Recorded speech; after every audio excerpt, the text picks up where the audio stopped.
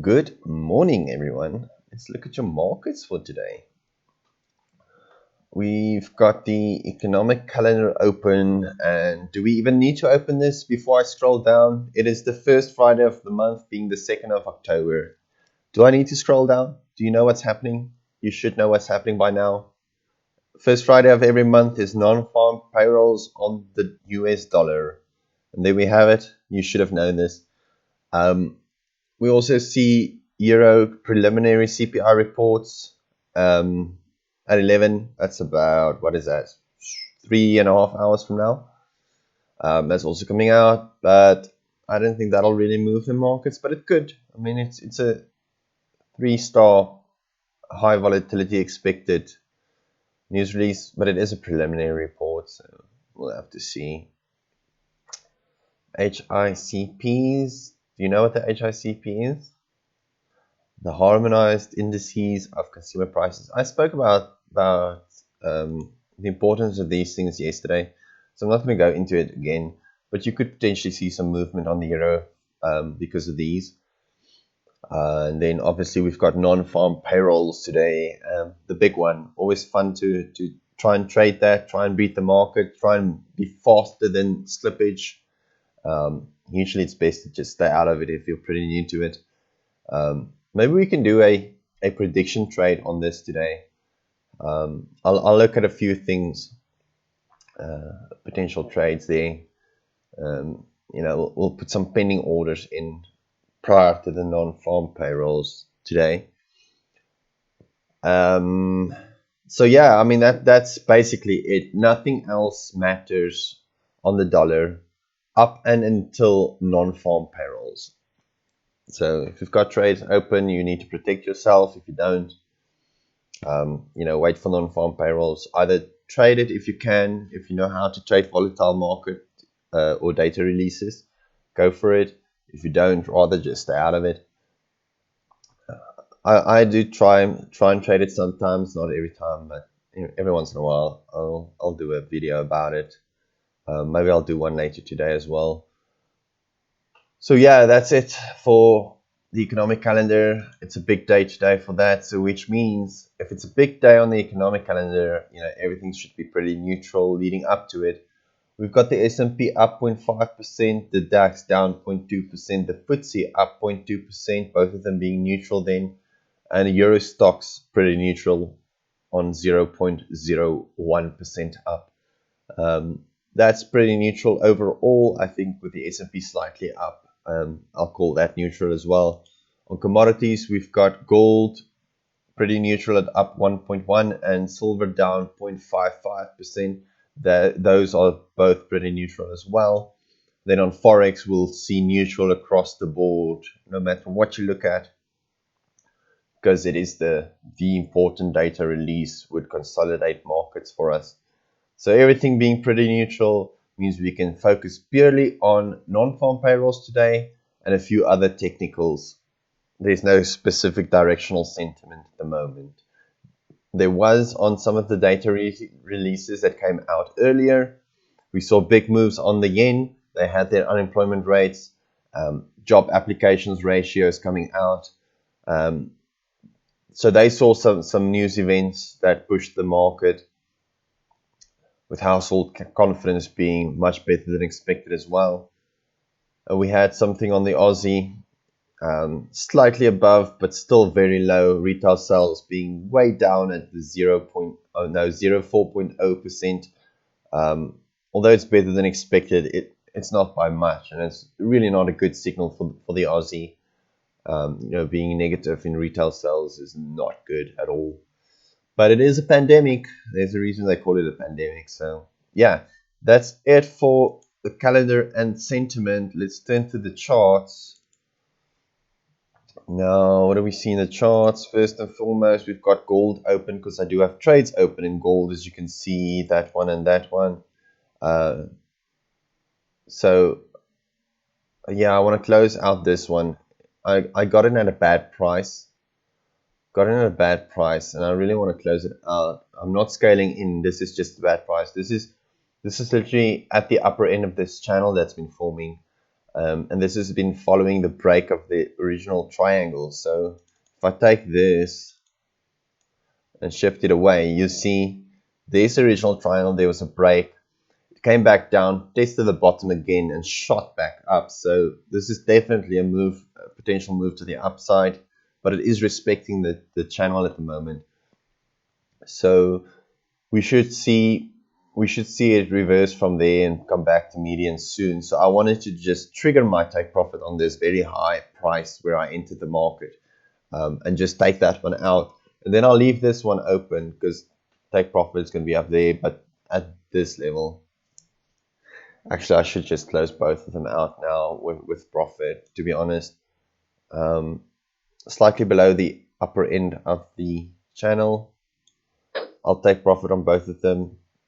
These were just short-term scalps, so there's no reason to let them draw down again. I can actually, because it's short-term scalps, when it draws down I can go in again and go long again. So I think I'll be happy if they close out at that price. That'll be pretty decent for me. Okay, so that's on gold. I expect a drawdown soon, as I mentioned, so hope they close out before that happens. I've got a trade open on the loonie, on dollar loonie, because we've got the arrows there. As you can see, my watcher indicator is saying there's momentum to the upside. Based on very small, I mean, the ATR 100 is 159 points. That is just about 16 pips. And as you can see, the current candle from top of the wick to bottom of the wick is 151 points, so 15 pips. It's not even a full 159 points yet, and that's top to bottom. So if there's already a momentum indicator saying it's going up without it reaching ATR, we're going to see a big push come soon. So I'm really looking forward to that, the big push coming. So I expect it to reach that level. I've got my take profit slightly below it in case it reverses just below it, which tends to happen more times than not. So I'm long dollar CAD and expect a drawdown on gold soon.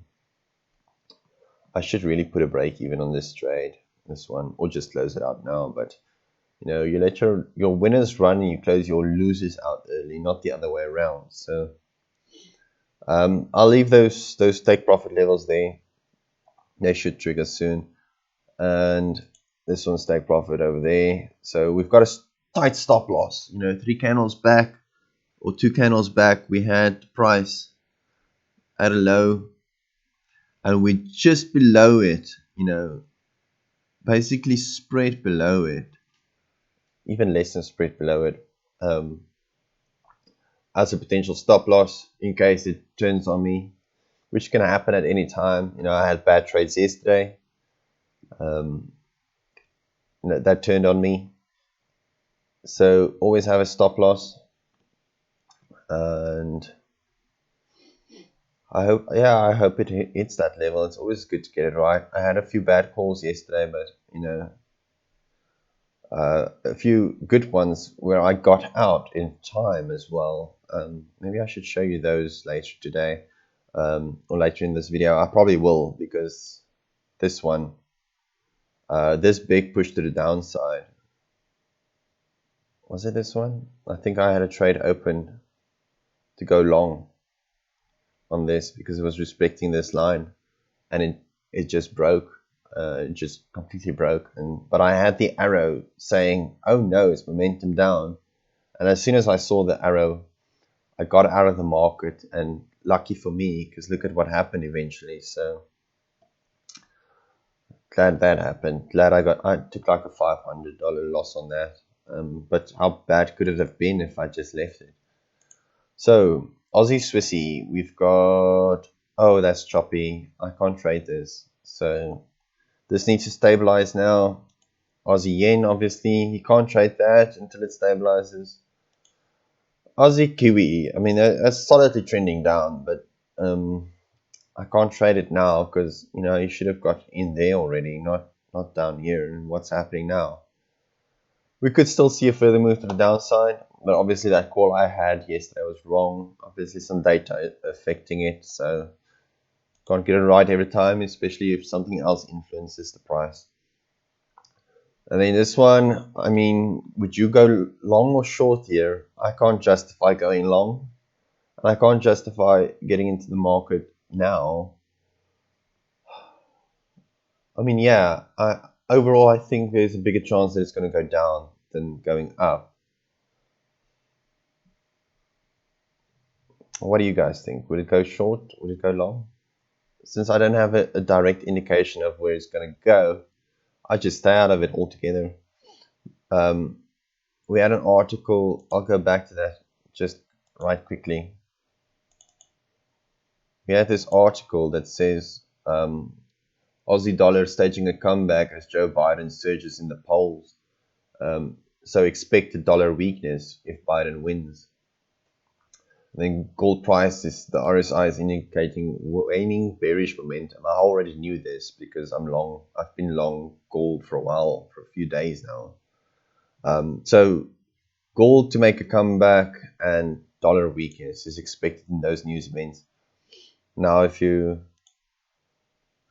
I go back to the charts, I've been trading gold to the upside a few times. I had this indicator way back here saying, the move to the downside is over. So I've been going long a few times in the last few days. So that article is a bit post hoc or ad hoc, after the fact. But anyway, yeah, we're expecting dollar weakness based on the fact that Biden's leading the polls because Democrats tend to want to save the environment, whereas the Republicans want job creation. Specifically, Trump focuses on job creation, which means he opens mines that have been closed, and he passes all these laws and stuff that's bad for the environment, but it's great for the US economy. So, and then Biden will reverse all of them. He'll close some mines again and focus on environment first. So from an economic perspective, if the Republicans win, if Trump wins, it is better for the dollar overall. And then if Biden wins, we should see the dollar really suffer again under his administration. But I don't want to start a political argument. This is just from the trader's perspective. It's that Trump is going to be good for the dollar, and Biden is going to be bad for the dollar. That's the sentiment overall. I think in the markets at the moment. So whether it's true or not, that's neither here nor there. But I've seen it. So I've seen the dollar being exceptionally strong under the Trump administration, leading up to and even after the pandemic hit. There was still some dollar strength that kept outperforming for a while until they started feeling the effects. So anyway, expected dollar weakness in the market sentiments and the articles, but I think we're going to see dollar strength. Euro Aussie,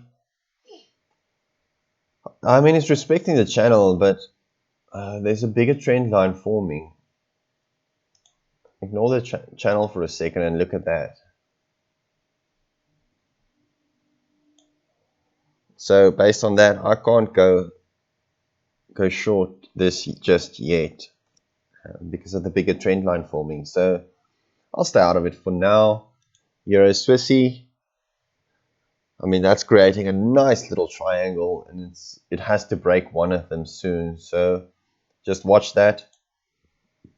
Euro pound is it's been all over the place, and now it's consolidating, and it doesn't know where to go. So what would you do in this position? Would you go long or short? If you pick something based on this, then you're a genius, because I can't. What I can do is create a box. We'll create a box, And if it breaks out of the box, then maybe we have an opportunity to go either long or short. Now I want this box to be slightly grayish, so it doesn't really hurt my eyes. But yeah, I mean, at this point it's consolidating and wait for the breakout and then maybe take a trade. But I honestly don't want to touch anything related to the pound today, and I don't want to touch anything related to the yen today. We've got a rejection wick here, which could indicate the start of the up, retrace, upward retrace. But it could just keep going again. Momentum hasn't shifted. Only the rejection wick is giving us an indication that maybe it's waning now. But overall, I'm not confident to bet against my own indicator and go long on this. So I'll just stay out of it. Euro dollar, I mean that's pretty ranging, choppy, nothing worth mentioning. Overall downtrend, but we've got an engulfing green candle, so I'm just going to stay out of it for now. Remember, we've got non-farm payrolls coming, so if you want to trade non-farm payrolls, stay out of this until you can actually trade non-farm payrolls. We've got this being very choppy, but it's still kind of respecting trends, I think. Look at that.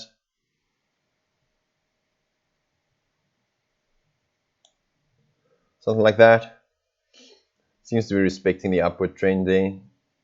So that indicates dollar weakness, but this trend could break at any time, and it is the pound, so you never know what's going to happen. You never know what's going to happen on that. So I'm not touching that either. Kiwi yen, same thing with the yen's big push on the employment data. I don't know what's going to follow, so I'll just stay out of it. Kiwi dollar, I mean, if it comes back down to this level,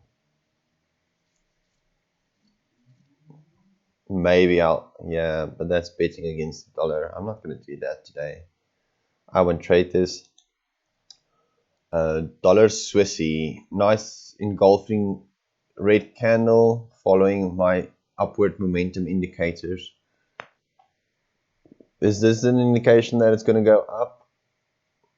It means that the dollar would have to strengthen enough to break this trend line. I have confidence that that could happen today, to be honest. But whether it's going to happen now, I don't know. I'm already long dollar at the moment in the dollar CAD one, so I don't know. I can't overexpose myself on the dollar when I'm also gonna look to trade non-farm payrolls this afternoon. So I'll leave this one for now, but I'm confident it's gonna break this level, and if it does, go long. Dollar yen. Oh, look at this rejection. Same as the other one. I think it was euro yen. Yeah, rejection wick. And dollar, it's already a green candle. Nice rejection wick there, but I'm not touching this. I mean, the move, this one candle, if you've got an ATR of 97 points, that is 0.97, no, that's 9.7 pips. 9.7 pips. And then you've got a candle of basically 50 pips. Just the body is 50.2 pips. Just the body. Excluding the 2 wicks. That is a huge move. That is 50 times the ATR 100. I mean, wow, that's a big move. That is what tends to happen. You know, the yen does nothing and then you've got a big move. Then it does nothing and you've got a big move. Then it does nothing and you've got a big move. Yeah, I mean, good for the yen, I guess. But this should obviously reverse on itself soon. But whether it's now or in the next few candles, I don't know. I'm staying out of it. And then silver is creating a triangle, as you can see there, consolidating into this triangle. It needs to break to the upside or the downside soon. Upside or downside soon. So we'll see that happening. and then whichever one it breaks, that's going to be the push. Now that could invalidate this signal. The second arrow I drew, the bigger downward push, it's still respecting it at the moment, but that could break. That could break. So always watch for the signs. Definitely watch for the signs. If it's respecting this small-term uptrend and breaks the long-term trend line, then it's definitely going to push up higher, potentially back to this level or that one. So keep an eye on that. I'm not going to trade it just yet. I'll wait for the break first. But I mean, gold's doing okay. Gold's doing okay, so we could see that. We could see that break to the upside soon. I'm very pro, or shall we say, sentiment biased when it comes to silver, and it's really burnt me in the past because silver has such a small margin. You can increase your size, your lot sizes significantly, and that's really burnt me because you go 10 times more than you would on gold, and then the same move in terms of points or pips is 10 times as bad or as good on silver. Now I've made tons of money on it, but I've also lost tons of money on it, so I've stopped really overexposing myself to it. But I do tend to have or had a sentiment bias when it comes to silver, and I'm always kind of expecting it to go up because of the industrial applications in silver. And as soon as the factories start opening and manufacturing in the various countries start increasing again, there should be no reason why silver shouldn't go up again. So for that reason, I'm always kind of, in most commodities, copper, silver, I'm always kind of bullish on them, which has burned me. So wait for the break. That's basically what it comes down to. Just wait for the break. Anyway, that's it for my video for today. Oh, this is going to take profit in a second. Yeah, it just did. That's nice. Which means this one's negative because if the dollar or if the gold goes up, the dollar goes down. So a buy order on the dollar is going to be negative, but it's still a green candle. I'm still happy with that overall. Remember, this needs to reverse soon. The upper end of the channel can exceed it slightly because momentum to the upside on an uptrend is fine, but it needs to respect the downside. So I'm happy you got to see those two take profit. And let's just look at the overall. So this is from yesterday, I think. Yesterday was a really bad day for me. From yesterday to today. Yeah, it is from yesterday. I had those bad trades on a euro dollar yesterday that I added to because I didn't listen to my indicator. Euro dollar said, oh, I did actually, and it was engulfing them, but it did eventually come back down, and I closed them out when it broke the what I called the resistance zone box. As soon as it broke that, I closed the orders, and then obviously reversed back on itself. So, but it happens. You need to follow the rules, even if it's negative values. You will recover them, but if you let bad trades run, if this kept going up, if it ended up back there, how sad would I have been then? So close them out. When you have an exit rule, you have to follow it. Then this was a break even on the Aussie Kiwi. Obviously, as you can see, luckily I had a call to the upside and obviously had it wrong, but got out soon enough. So that's pretty much break even for me. Euro yen, my indicator said when I thought, oh, it's going up again, it's starting the whole push to the upside. My watcher indicator kicked in and said, hell no, this is going to create momentum to the downside now. So I closed it out immediately, and lucky for me, because look what it ended up doing. I mean, even before the data released, it started going down significantly. So it's like Watcher knew it beforehand. So if Watcher says it's going short, then I get out if I'm long. It's an exit rule as well as an entry rule. Yeah, in the Aussie CAD, we had something similar. Where is Aussie CAD? I don't even know. Oh, it'll be over there. Let's move it to its correct position. Aussie CAD, this one I was long. I thought this was gonna, respect this trend line, and obviously it didn't. But I had the indicator saying no momentum to the downside, so I got out. Took a bit of a loss before that because I think I entered over there, and then it obviously indicated the downward momentum down here. So it was a pretty solid loss, but it could have been worse. Then euro pound, why euro pound? Oh yeah, we had crazy moves on the euro pound. So I was long initially because of the channel.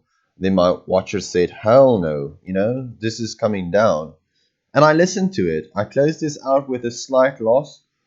And then when I had a 3-candle confirmation, I said, this is going short now. I listened to the indicator and saw the momentum shift and made a pretty decent profit from that.